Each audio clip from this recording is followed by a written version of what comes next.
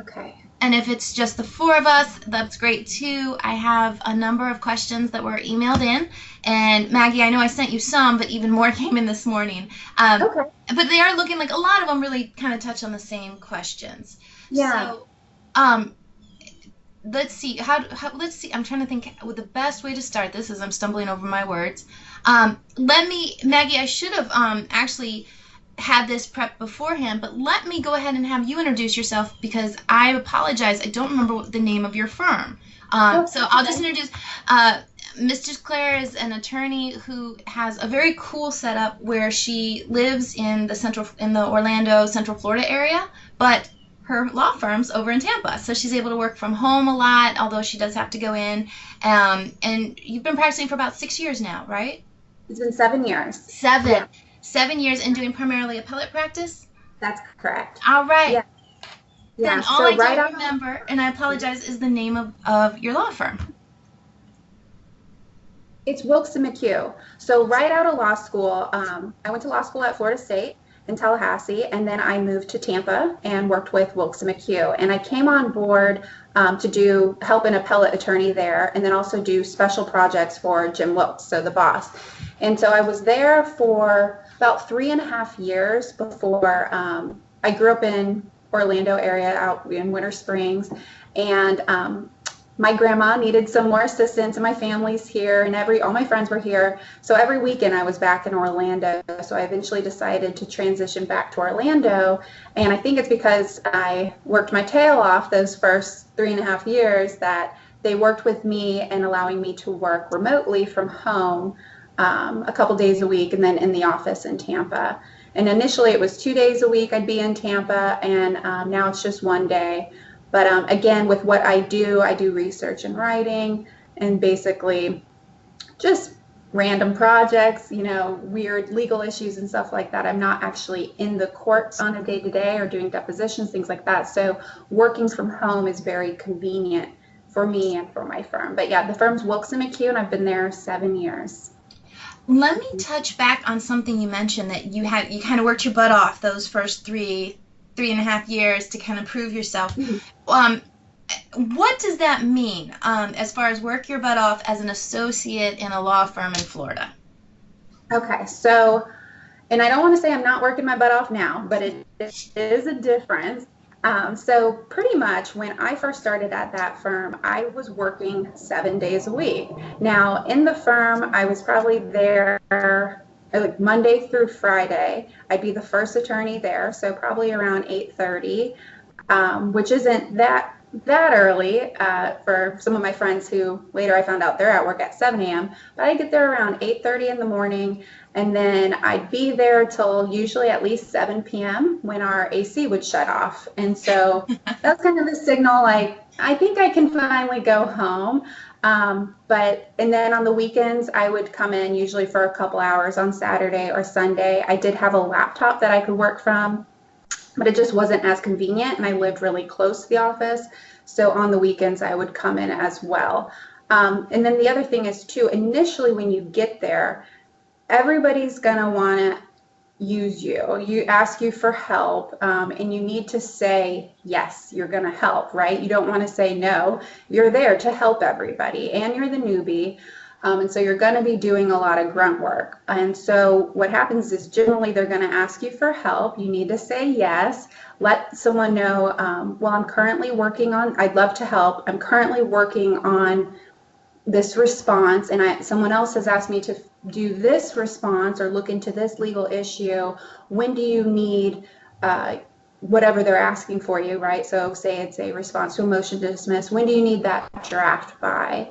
And if it's today, well, then you're kind of in a pickle, right? Because you're working on something else for someone. So at that point, you're probably going to have a supervisor or a mentor or someone. And if you're getting competing requests that are both kind of, hey, time sensitive, usually, let the person know you'd love to help. Go to your supervisor real quick and say, hey, I've been asked to do this, but I'm also doing this. They say this one's really important, but this one says this one's really important. How do you suggest I prioritize this? And so sometimes, if you're lucky, you'll have a good boss or supervisor who's going to come in and say, okay, well, I think you need to put your attention to this project. I'll let them know. Or, your boss might say, you need to do both of them. Can you get both of them done today?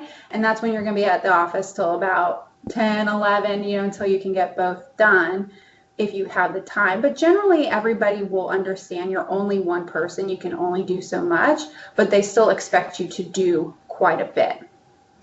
So Maggie, can I interrupt? Did you find that to be the experience with your friends who were also in different law firms around Tampa or Orlando? Yeah, so most of my friends, so I work at a plaintiff's firm and we're contingency fee based. So I don't do billable hours, which is really nice. But that still means I still work a lot. Now, most of my friends went to defense firms and where they do billable hours. Now, I'm not entirely sure of how that process works, but I believe it's something like they have to keep track of their time in 6-minute increments. So like they can bill out 6 minutes for this, 6 minutes for that, or however it is. So they would be getting to work at 7 a.m.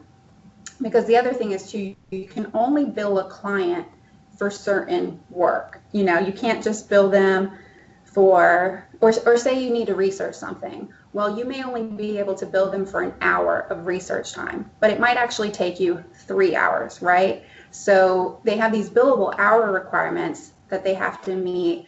But in that day that they go to work from 7 a.m. to say 7 p.m., if they're working all day, they may only really be able to bill 4 hours of that time, especially when you're new, because you don't really know the law. You come from law school and you're thinking you're going to know the law.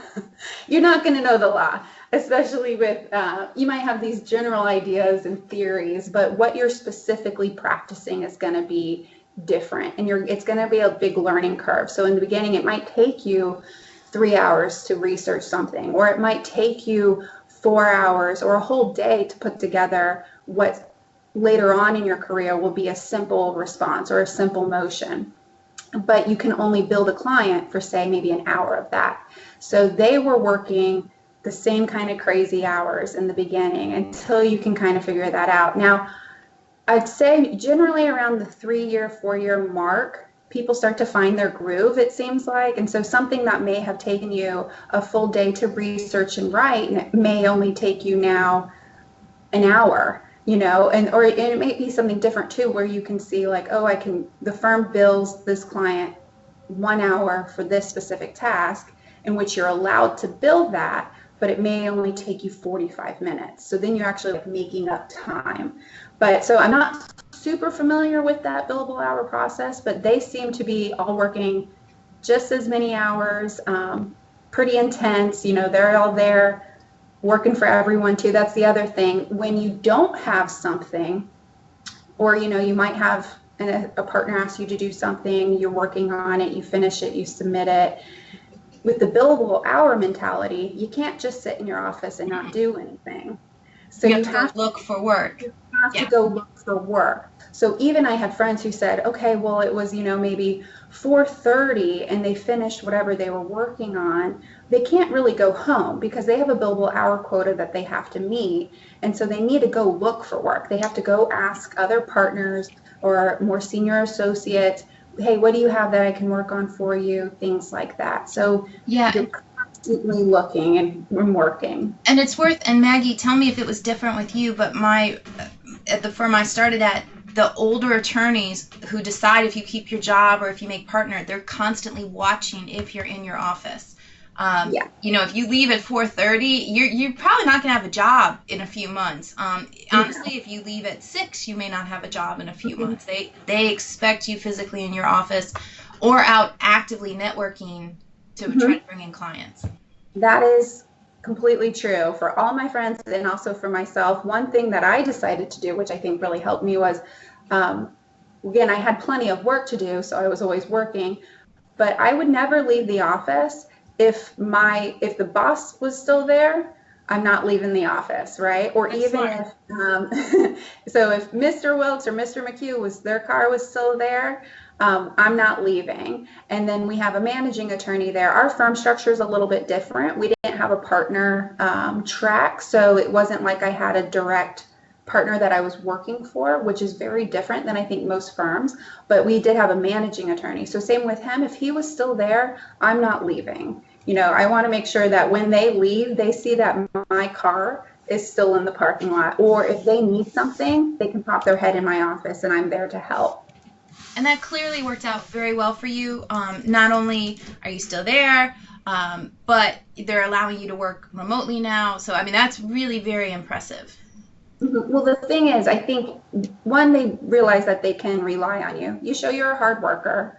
Again, your work product that you're doing also needs to be good. You can't just be sitting in your office all day and being there. You still need to do really well work. But also they know they can count on you. They can call you. You're going to be there. You're going to help.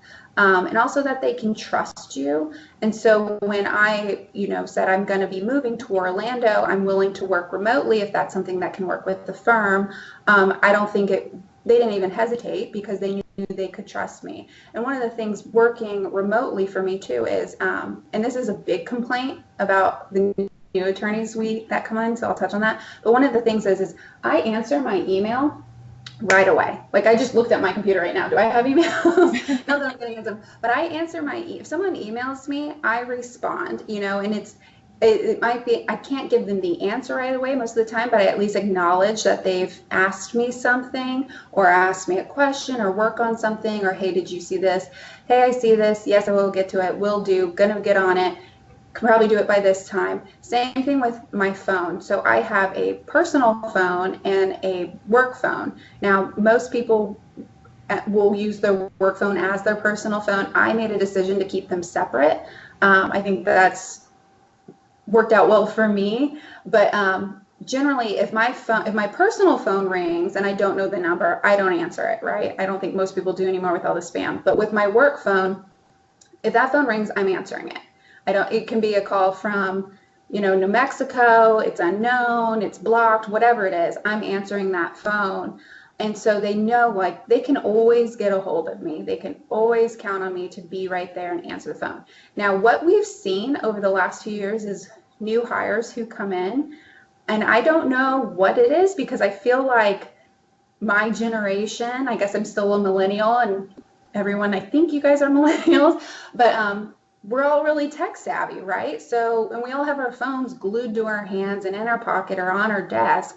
So what seems odd is a lot of the newer attorneys, when they're sent an email or a phone call or a text, they're not responding right away. And so some of the more seasoned attorneys are coming in saying, hey, have you heard from so-and-so? I sent them an email, on Friday afternoon, and now Monday I haven't heard from them.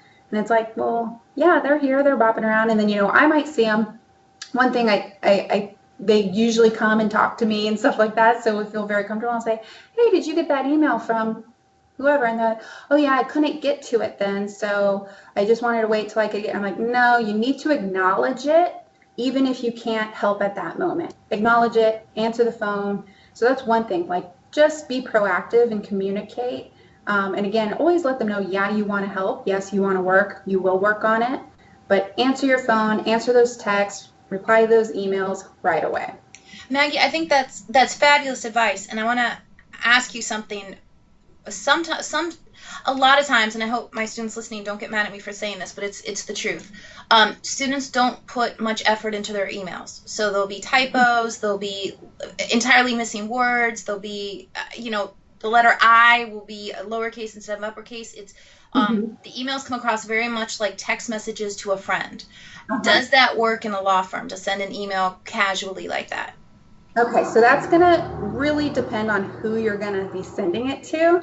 But my advice would be when you're coming in, you don't know, right? So it needs to be professional.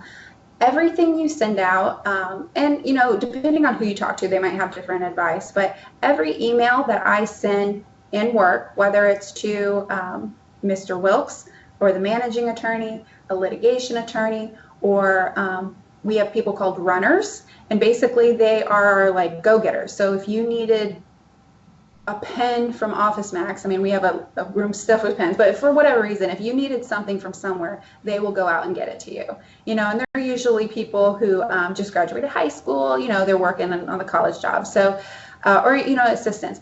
every email you send within your firm and even outside, but it needs to be professional. It needs to have capital letters, punctuation, spell out your words, Y-O-U instead of you, and also be appreciative. So we've also noticed this culture of very blunt type of communication in emails from newer associates who come on, and I know they're not trying to come across as rude, but when you send something that's just like, need complaint filed January 1st, 2018, and you send that off to an attorney who's been there for a while, they're looking at, are you telling me to get you a document, to pull a document for you? It's kind of weird. So, you need to say, I'm looking for this complaint. It's not in our system. Is there someone that could help me find it? Something like that. It's just think about how you would interact with them face to face. Is how it needs to be in emails at work. And that's, again, with your coworkers. Now, outside of work, very important, sending emails outside of work, but that are work related. So to opposing counsel, you need to be extremely professional, and also keep it brief. No one wants, again, to be reading lengthy emails that have information in it that's not necessary. So keep it brief, keep it professional, and remember that any email that you send out there, they're looking for that as ammunition to attach to a motion that you did not confer in good faith to do X, Y, and Z. So you will see, and we use them too. We get nasty emails sometimes, or no responses. That's the other thing.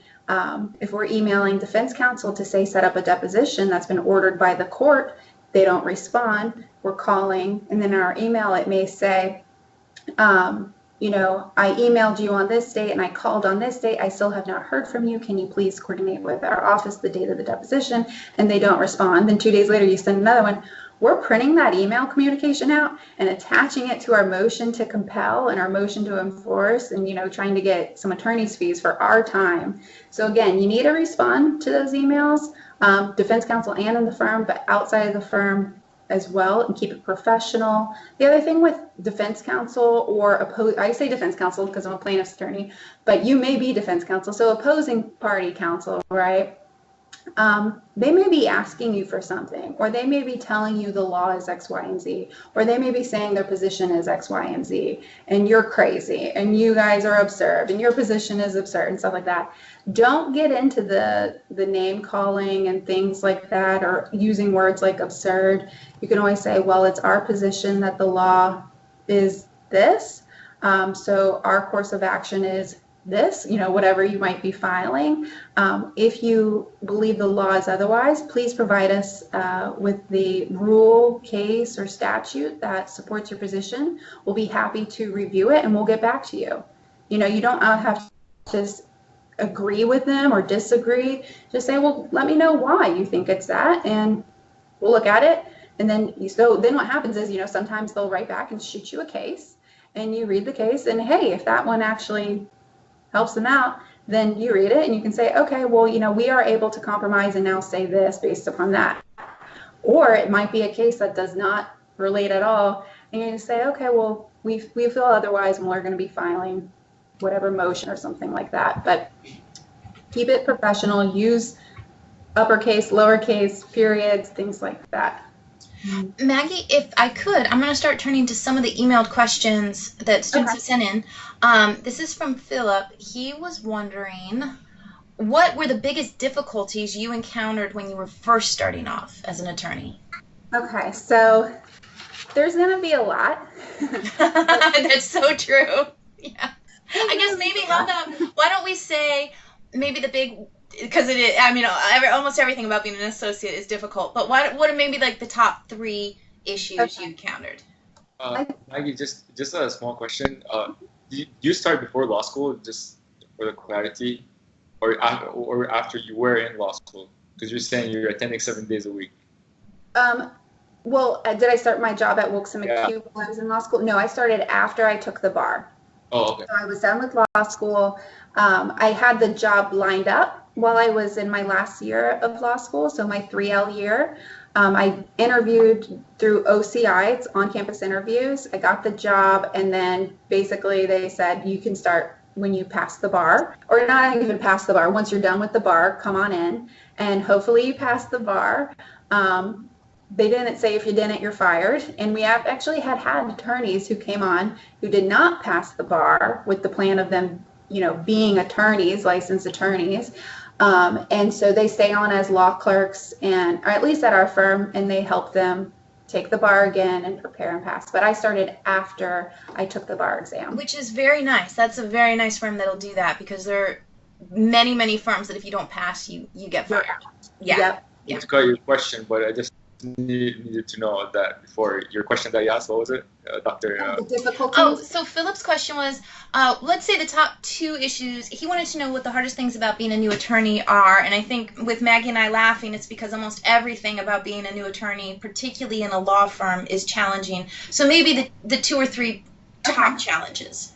Yeah, I can. So the first one, and I think this might apply anywhere you go, but it's kind of heightened, I feel like, in law firm and with attorneys, just people's personalities. So most people who go to law school, you're going to see, are type A, very driven people, and they think they're right.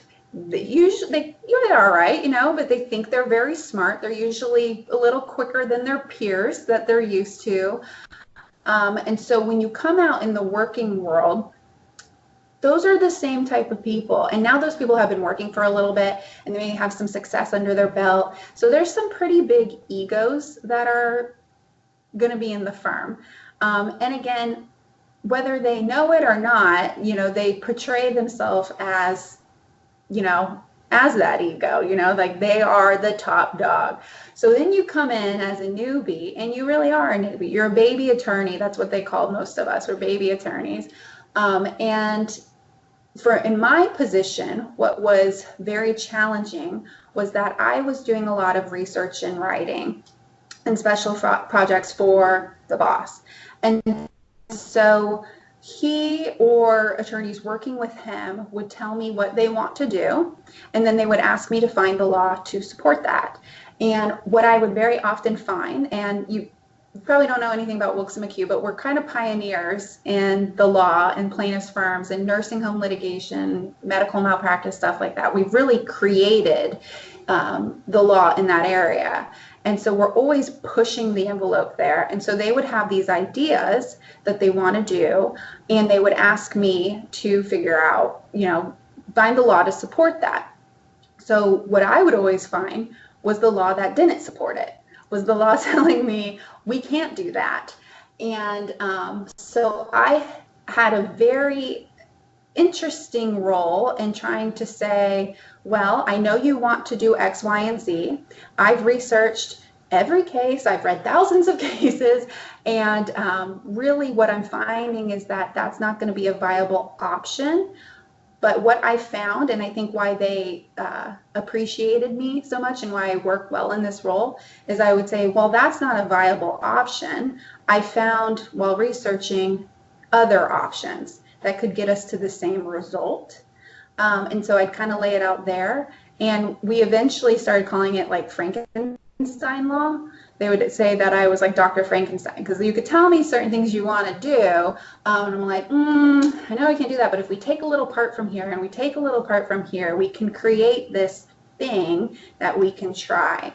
But basically, the first thing that was really difficult was just informing others that what they wanted to do wasn't going to work, but doing that in a way that didn't damage their ego and didn't look like I was coming in there and saying, I know what I'm doing. Again, everything that I discovered, I'd have to lay it out and show it with a case and a statute and a rule and an analysis.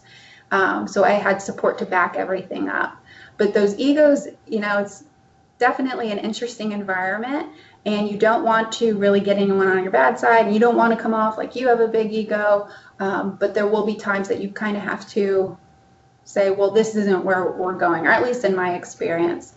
Now, some of the other things that'll probably be more relatable for other people was just the idea of you don't really get any gold stars or grades. So we're all, again, overachievers. You all go to law school. You want to get A's. You've probably been getting A's your whole life, or awards and things like that.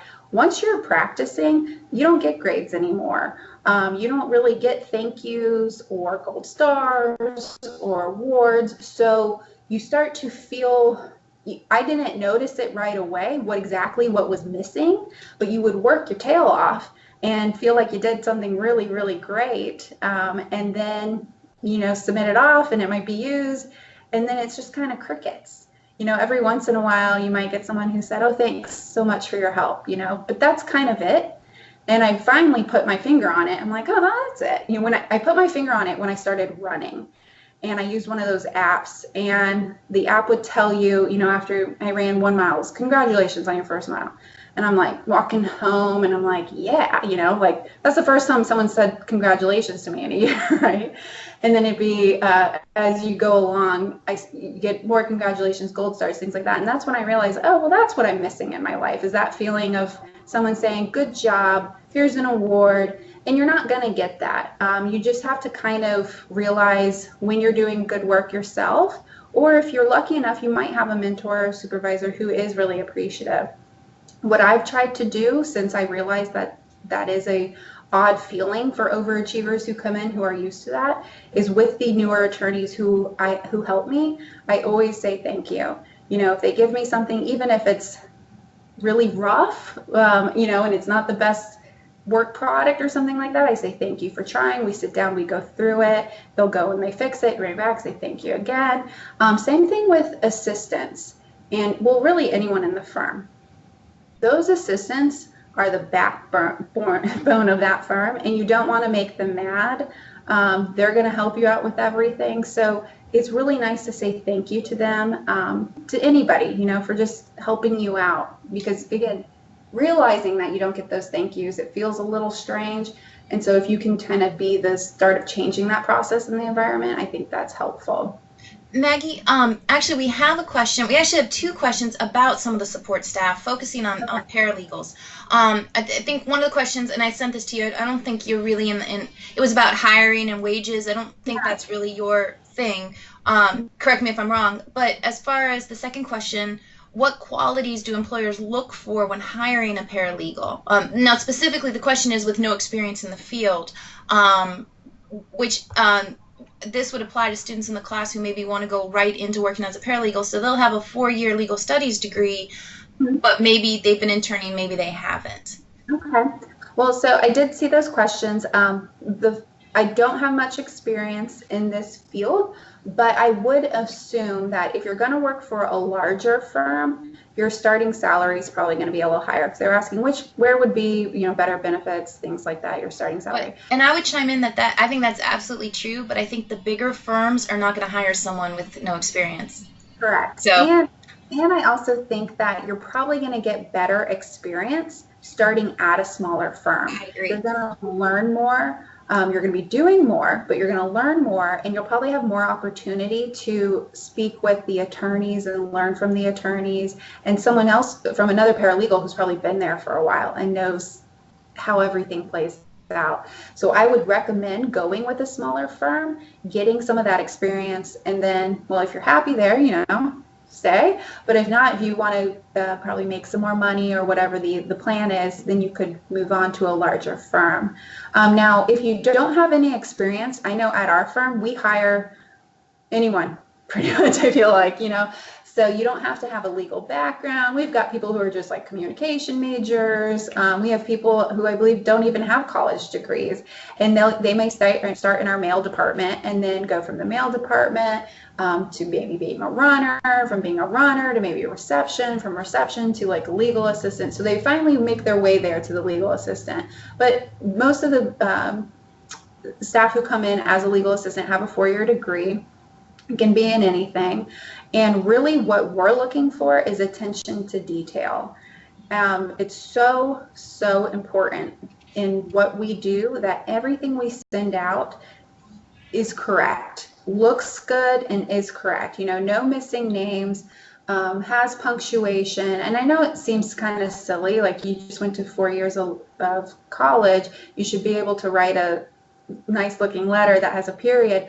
But you won't believe how many letters come across my desk that are missing periods, punctuations, have incorrect names. And you can see those people don't last very long. And there's one thing, everyone's going to make mistakes with that too. But the other thing is being able to, right now I have someone who has no legal experience. She came in, she has no clue what she's doing. I sit with her on Wednesdays when I'm in Tampa. We go over what we're doing. She takes it all in and then applies it to the next thing she's doing. So she's very moldable. I can tell her this is what it needs to look like, and this is why. And then the next thing she brings me is right. So you need to be able to take in that information and use it going forward, correct any mistakes that you make. So you're not constantly giving an attorney work product that's not correct, and they've already told you 2 or 3 times, hey, I need it this way. So you need to be adaptable, open to that constructive criticism, and then also attention to detail. Proofread everything. That's the other thing. You might want to even highlight that. If someone told me I proofread my stuff 2 times at least, Yeah. I would be like, oh, okay, great. I'm one of those people, because you don't want a typo when you're in a professional environment. Yeah. Would it be, I think this is kind of reiterating what you said, but would you say it's fair to say that a paralegal or a young associate not only has to be able to take criticism, but take it whether it's constructive or not, and take it graciously? Because there's going to be some attorneys who don't bother to make it gentle and constructive. Yeah. They just want you to change your ways, and if you don't, you probably won't keep your job. Yeah, there's going to be, again, those personalities that are just kind of harsh. And you need to have a thick skin. And you also need to realize, too, that it's not all about you. So if someone comes in and that's just how they deliver their critique, or they could actually be mad at you. But generally, that's just going to be how someone's personality is. It's not going to be sugar-coated. This is what it is. You made this error. It needs to be better. That's just how that person is. And usually they're under a time crunch themselves, so they don't have time for the niceties and things like that. But have a thick skin, take it in, adapt your ways, change your ways, learn from your mistakes, and move forward. Don't ever give attitude to anybody, but also try not to take it too personally. I mean, it's easier said than done. You're probably going to dwell on it for a little bit, and kind of kick yourself in the butt for, gosh, I shouldn't have done that, or I wish I wouldn't have put that there, or I should have realized this. But learn from it. Let it roll off your shoulders, because there's going to be mistakes. People are going to call you out on your mistakes. You're going to have to own up to them, but hopefully you learn from them. But and then the other thing is, too, if you are in an environment where everybody is kind of rude, how they might be delivering their critiques of you, and you see that the morale is low and no one really seems happy, that's probably a big sign that this is not going to be a good place for you long term. So I would recommend start networking and start looking for probably somewhere else. Now, if it's just one bad apple, that's something else you can deal with. But if it's just, that's kind of like the firm mentality that everyone's kind of putting everybody down, or not treating assistants or staff with respect, that respect is probably never ever gonna come to you in that environment. So you might want to start looking for something else. But that's generally not gonna be how it is. You just kind of have to it might just be 1 or 2 people who have kind of a brash personality. Again, take it in. Always say you're gonna do better, brush it off your shoulders, and keep moving forward. Well, Maggie, our next question is actually taken in a different direction. Kristen wanted to know, how do you prepare, and I'm going to add into this, how do you present yourself at the job interview to get that first job where you can be abused and criticized? What do you need to do to get that job?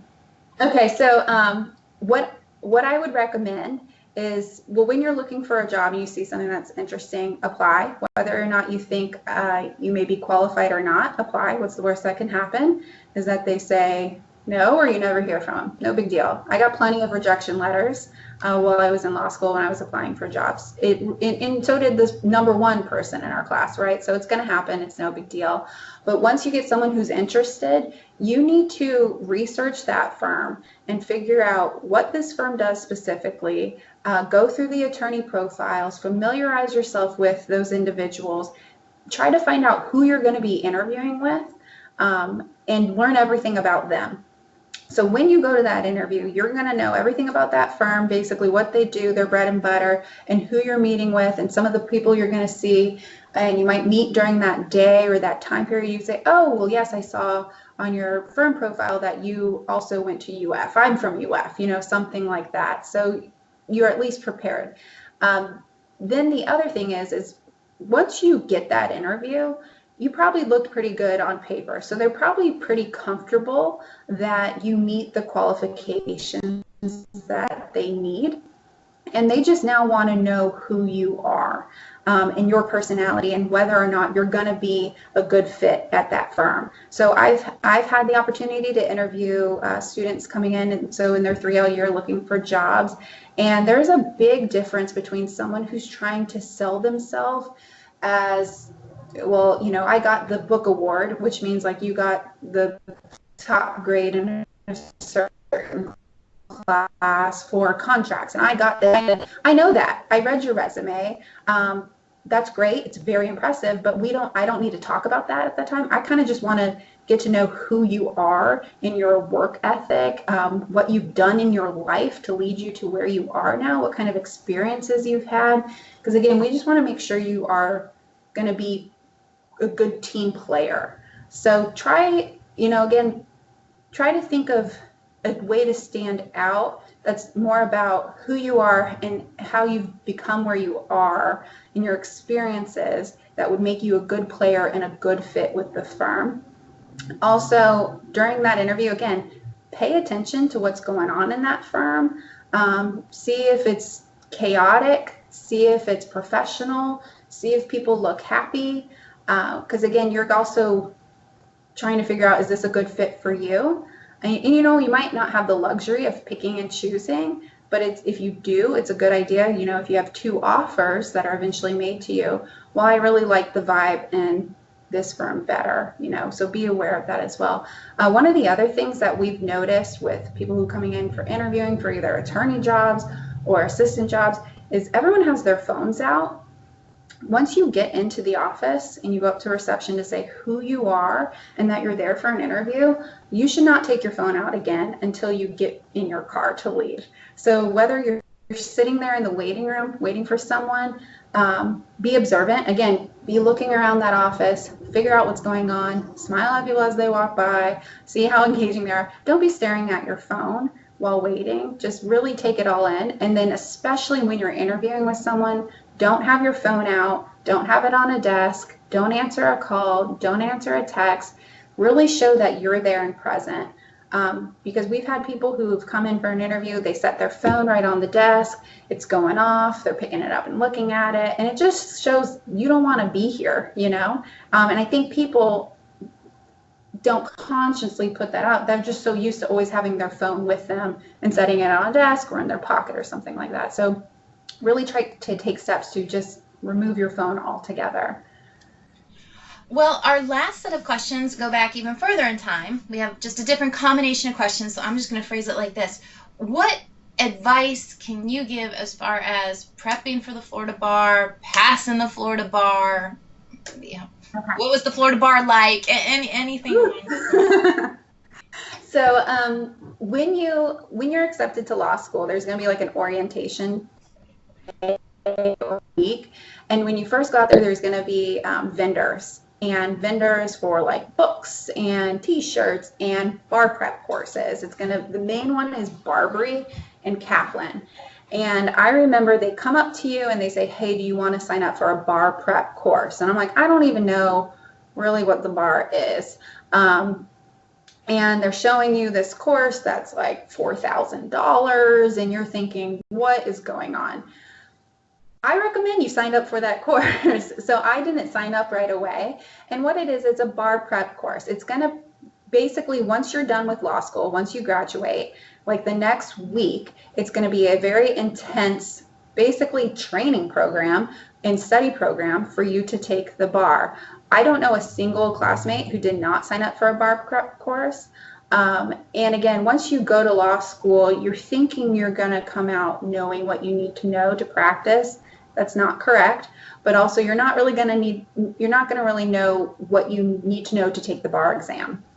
So the bar exam is going to have a lot of different topics, and a lot of them you can take courses during law school. So for example, Florida civil procedure, Florida constitutional law, contracts, estates, wills, trusts. I recommend you take those courses while you're in law school. But again, that bar prep course is going to drill those subjects into you day after day. And it's kind of how I did it, and my roommate did it, is we treated it like a job. We woke up in the morning, we had breakfast, we got dressed, we went to the school where the seminars were held, whether it was on a video or someone actually coming in and talking to us. We listened, we took our notes, we went home, we did the worksheets, we did the practice exams. That's the other thing, the practice exams. So the bar exam itself is 2 days long. And the first day is 6 hours. It's 3 hours of essays. And then I think 3 hours of multiple choice questions. And the next day is all multiple choice questions. So you're sitting there for an extended period of time. So those practice tests, not only do they help you get prepared for the subject matter, but also just being able to sit there and concentrate. So I would recommend that you actually take those practice tests under true testing conditions. I mean, you're not going to be in a giant auditorium or a convention center like when you actually take the bar exam, but at least that time period. So can you sit there for 3 hours and focus without snacking or eating, checking your phone, getting up? But those bar prep courses, if you sign up early in your first year, they will lock in the rate. So, I signed up, I think maybe my second year. So I had to pay a little bit more. I could have saved, $200 or whatever it was. So I would recommend that you sign up for a bar prep course, treat it like a job, study your butt off, because, if you don't, you're wasting your money.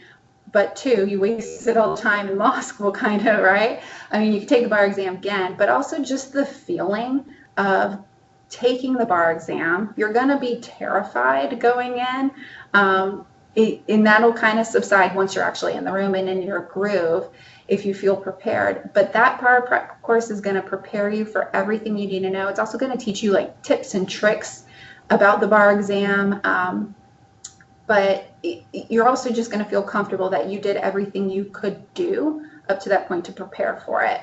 Now, the bar exam itself, it's a very odd experience.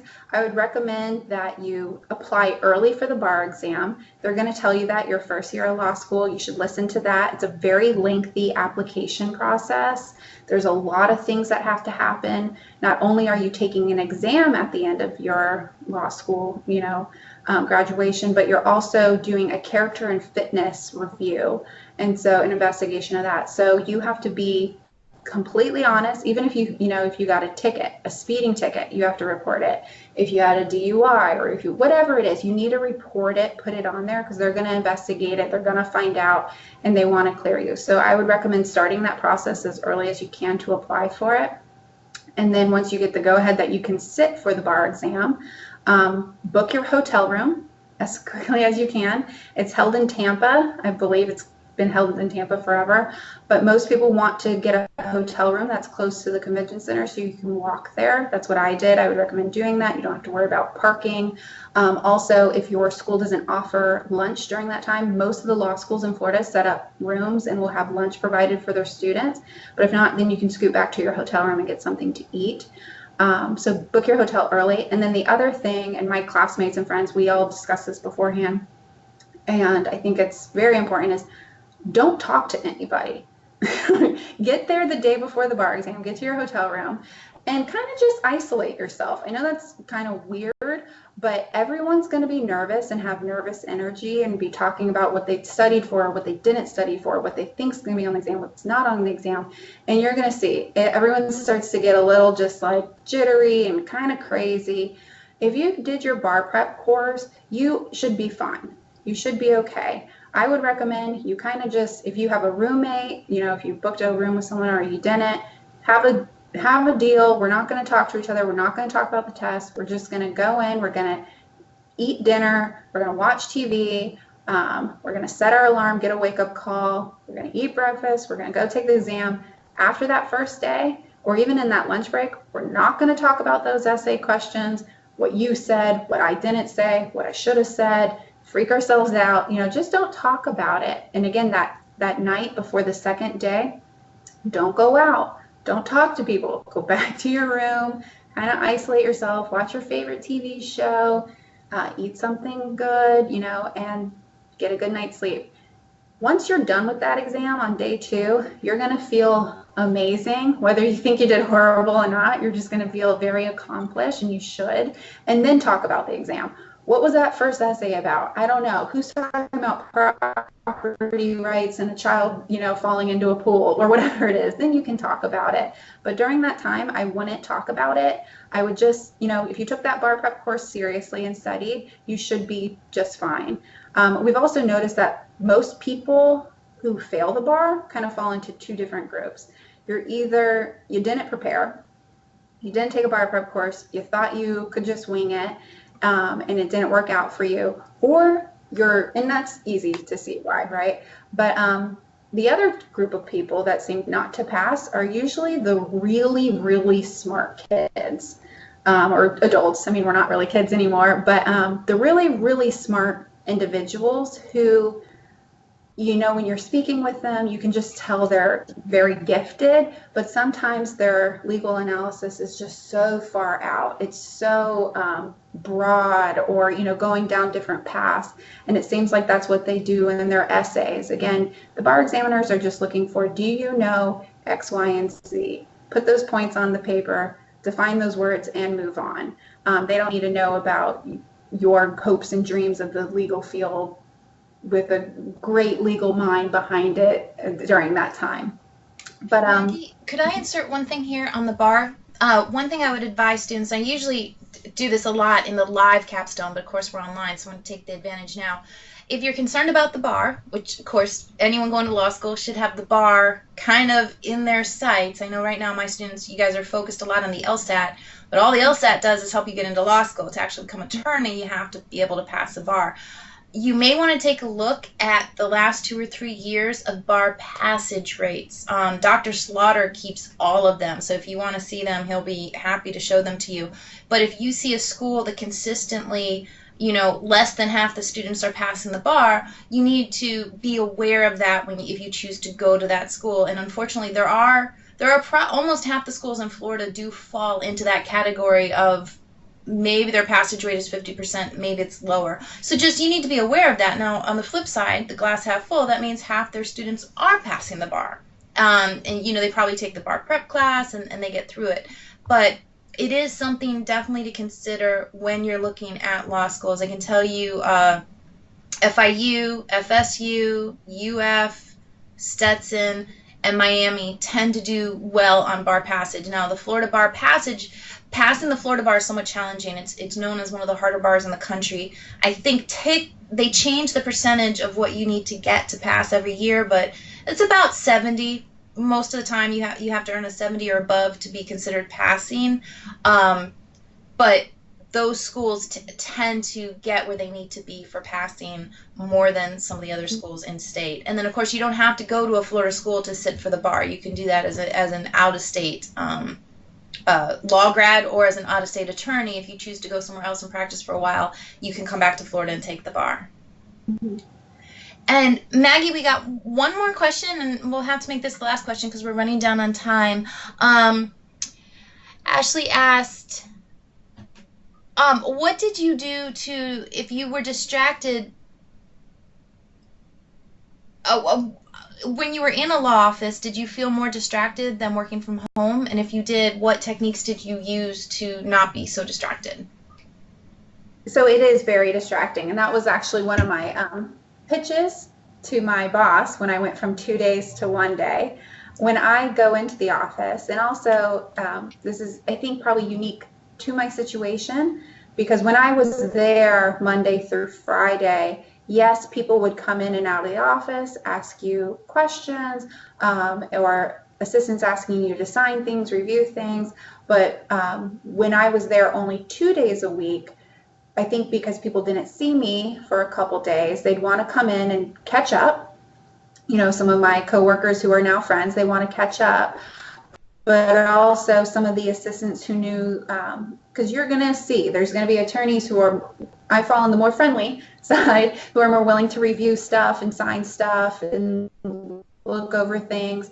So those assistants or those younger attorneys who knew that would wait that week until I showed up. And so I'd come in and have quite a bit on my plate. So I actually couldn't focus on any of my own work during those 2 days. And so when but I also recognize that